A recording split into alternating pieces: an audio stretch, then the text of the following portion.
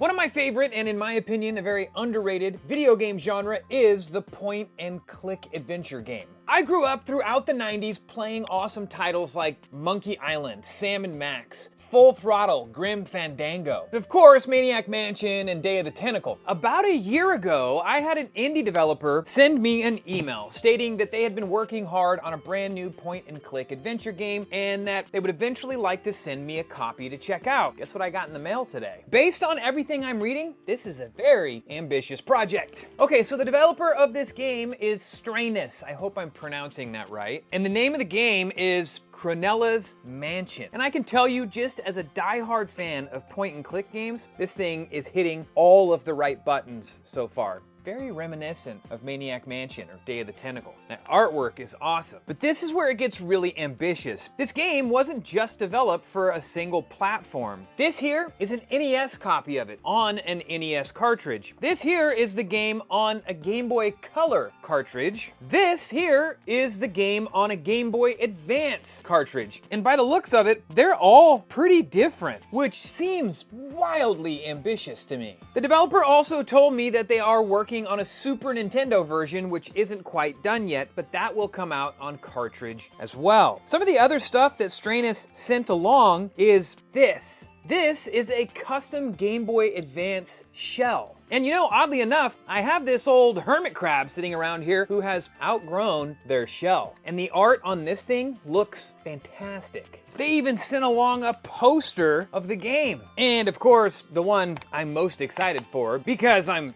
living through my Game Boy Color renaissance thanks to the Chromatic by Mod Retro, the Game Boy Color. Cronellas Mansion has physical editions compatible with NES, SNES, Game Boy Color, and Game Boy Advance. I like the music already. I love stuff like this.